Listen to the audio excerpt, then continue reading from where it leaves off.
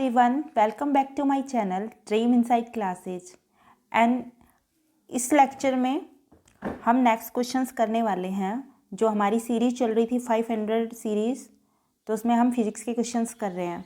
ठीक है, तो यहाँ पे क्वेश्चन नंबर 41 है, the distance from earth to the sun is measured in, कि पृथ्वी से सूर्य की दूरी को किस में मापा जाता है। ऑप्शन ए लाइट ईयर प्रकाश वर्ष, option B astronomical unit, option C kelvin, option D joule. तो पृथ्वी से सूर्य की दूरी को किस में नापते हैं हम, तो यहाँ पे जो इसका सही आंसर होगा एस्ट्रोनॉमिकल यूनिट। तो option B is right answer. Okay, तो हमारा जो ऑप्शन बी है वो इसका सही आंसर होगा कि the distance between earth and sun is measured in astronomical unit, कि an astronomical unit is average distance between earth and the sun which is about 93 million miles और 150 माइल्स किलोमीटर्स। ओके, अब हम चलते हैं next question पर।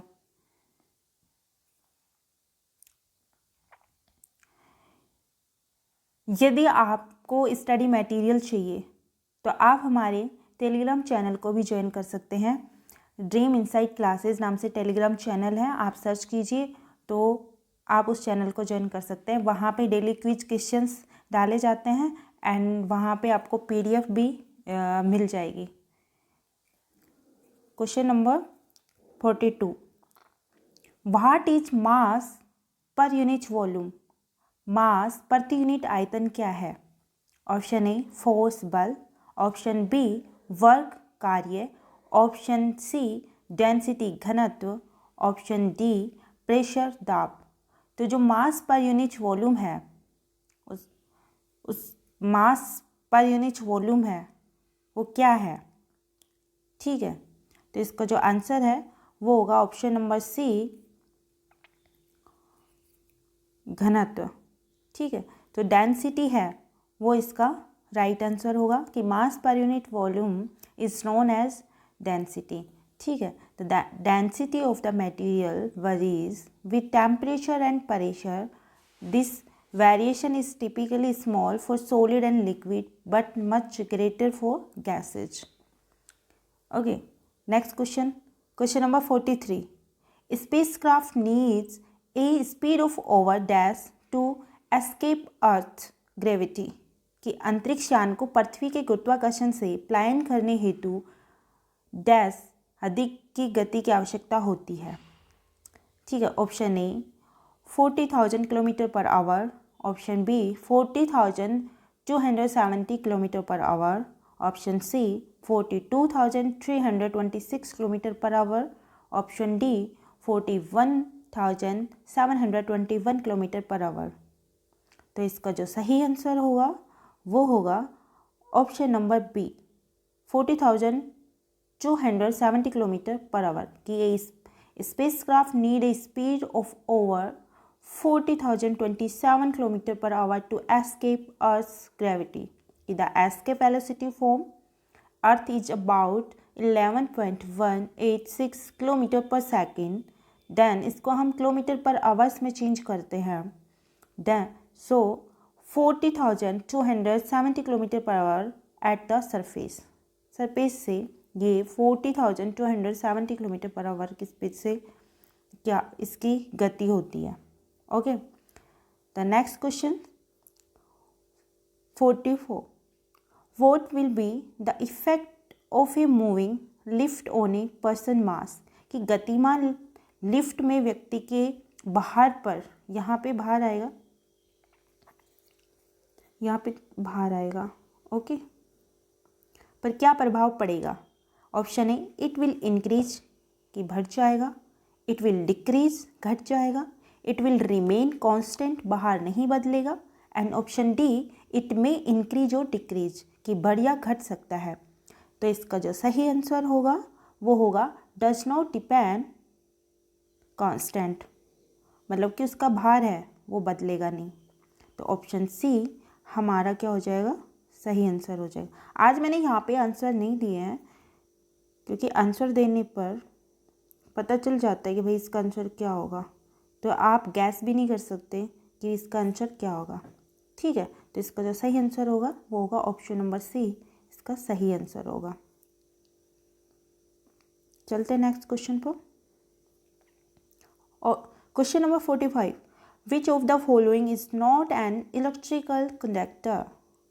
निम्नलिखित में से कौन विद्युत का सुचालक नहीं है? ऑप्शन ए चीनी मिट्टी के बर्तन, porcelain, option B aluminium, option C tungsten, option D nickel. तो विद्युत का जो सुचालक है वो क्या नहीं है? एल्यूमिनियम, टंगस्टन एंड निकल, ये तो तीनों विद्युत के सुचालक होते हैं। ठीक है, बट चीनी मिट्टी के बर्तन, पोरेसिलेन, यहाँ पे विद्युत का सुचालक नहीं है। Porcelain is not an electrical conductor.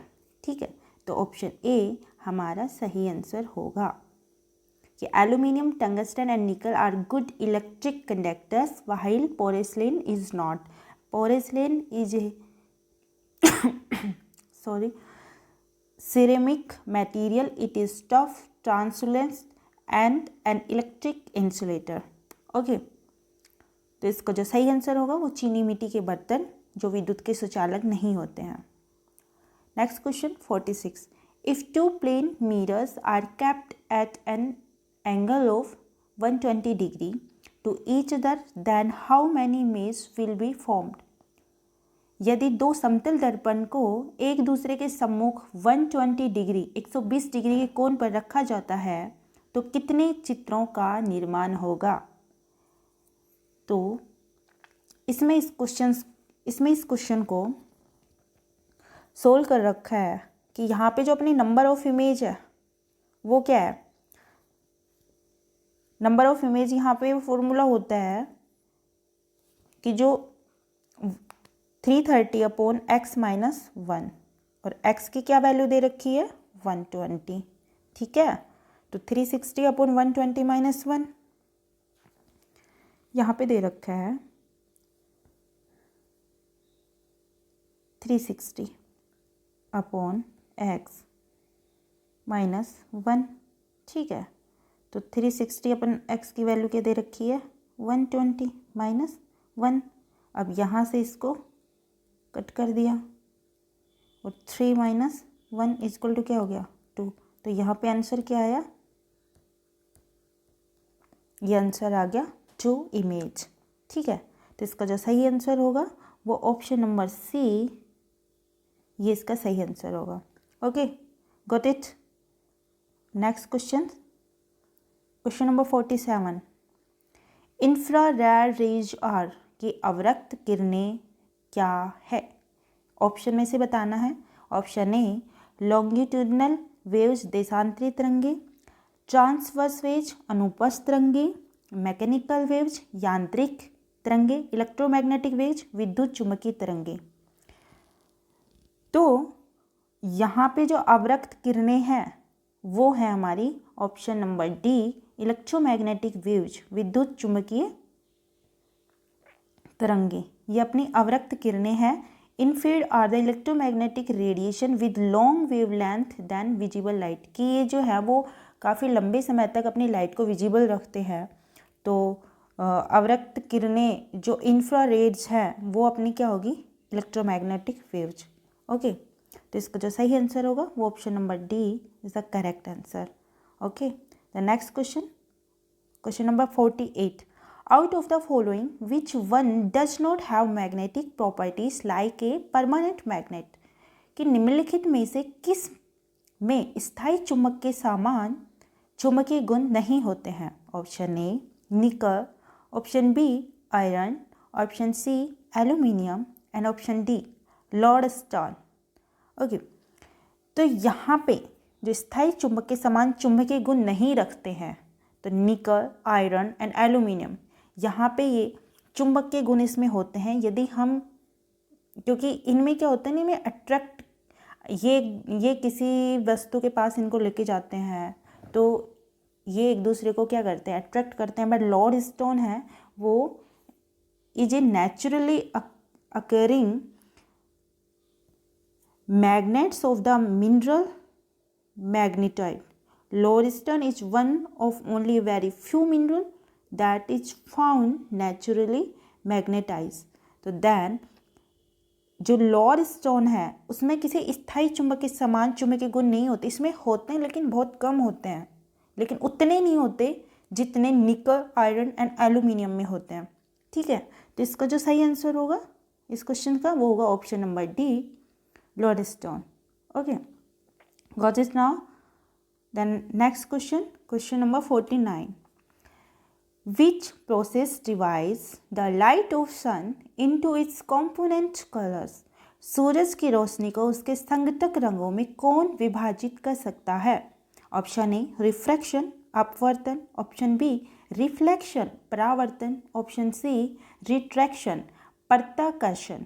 यहाँ पे आएगा प्रत्याकर्षण, ये थोड़ी टाइपिंग मिस्टेक हो गई है, प्रत्याकर्षण। ठीक है, ऑप्शन डी रेडिएशन विकिरण। ठीक है, तो यहाँ पे इसका जो सही आंसर होगा वो होगा रिफ्रैक्शन अपवर्तन, कि सूरज की रोशनी को अपवर्तन संगतक रंगों में कौन विभाजित कर सकता है। तो रिफ्रैक्शन के द्वारा वो उसके रंगों को अलग अलग कर सकता है। ठीक है, तो इसका सही आंसर क्या होगा, रिफ्रैक्शन। कि refraction is the phenomena of travelling light from one medium to another. This phenomena is responsibility for the scattering different colour of light. ठीक है, होप्स आपको समझ में आया होगा। The next question number 50, this is last question. Which of the following is the true about glucometer? कि glucometer के बारे में निम्नलिखित कथनों में से कौन सा कथन सही है? Option A it is medical instrument, यह एक चिकित्सक उपकरण है। Option B non medical instrument, यह एक गैर चिकित्सक उपकरण है। Option C it is use the measure the oxygen level in air, इसका उपयोग हवा में ऑक्सीजन के स्तर को मापने के लिए किया जाता है। Option D it is use to measure the nitrogen level in air, इसका उपयोग हवा में नाइट्रोजन लेवल को मापने के लिए किया जाता है। तो इसका जो सही आंसर होगा वो होगा कि जो ग्लोमीटर है वो एक मेडिकल इंस्ट्रूमेंट है। तो इसका जो सही आंसर होगा ऑप्शन नंबर ए इसका सही आंसर होगा। A glucose meter is a medical device for determining the approximate concentration of glucose in the blood. ठीक है, कि जो ब्लड में ग्लूकोज की मात्रा को डिटरमाइन करने के लिए हमें ग्लूकोज मीटर की नीड होती है, तो यह एक मेडिकल इंस्ट्रूमेंट है। इट इज़ की elements of home blood glucose monitoring, जिसे हम बोलते हैं HBGM, home blood glucose monitoring. Okay, hopes आपको ये सारे क्वेश्चन समझ में आए होंगे। और ये बहुत इंपॉर्टेंट क्वेश्चन है कि RRB में जो 2016 में जो पेपर हुआ था एंड या other exam group D, ALP या एनी अदर एग्ज़ाम, उनमें हर एग्ज़ाम में ये क्वेश्चंस पूछे जाते हैं और it's very very important questions. और ऐसे ही क्वेश्चंस पूछे जाते हैं। यदि आप यहाँ से कुछ मिस करते हैं तो वो आपकी ही रिस्पॉन्सिबिलिटी है, क्योंकि यहाँ पे सारे क्वेश्चंस बहुत इंपॉर्टेंट छाट के लेके आने पड़ते हैं जो कि एग्ज़ाम में पूछे जाते हैं। फालतू के कराने से तो मतलब ही नहीं है, क्योंकि बहुत सारी साइट पे एरा गैरा पड़े ही रहते हैं। तो आपको ये अच्छे से पढ़ने हैं और इसकी PDF आपको चाहिए तो आप हमारे Telegram channel dream insight classes search करोगे तो आपको मिल जाएगा, उसको आप ज्वाइन कर सकते हैं।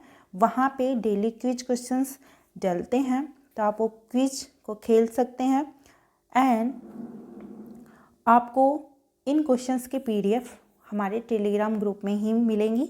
और इस वीडियो के डिस्क्रिप्शन में मैं टेलीग्राम की लिंक दे दूँगी, और इसके जो प्रीवियस वीडियो हैं उनको भी देखना ना भूलें, क्योंकि वहाँ भी बहुत इंपॉर्टेंट क्वेश्चन है, लास्ट ईयर में पूछे जा चुके हैं। ठीक है, आज का जो क्विज क्वेश्चन है वो है विच of the following is not a vector quantity, इनमें से कौन सदिश राशि को फॉलो नहीं करता है? Motion impulse, option B gravitation of force, option C electric flow and option D displacement. तो ये क्विज क्वेश्चन आपके लिए है। यदि आपको पता है तो आप कमेंट सेक्शन में इसका आंसर ज़रूर दें, और नहीं पता है तो आपको नेक्स्ट वीडियो में बता दिया जाएगा, ठीक है। एंड यदि आप मेरे चैनल पर नए हैं तो आप मेरे चैनल को सब्सक्राइब कर लीजिए, बेल आइकन को प्रेस कर लीजिए ताकि हमारी आने वाली वीडियो को मिस ना कर पाए। Thank you guys, thank you so much and bye bye, take care.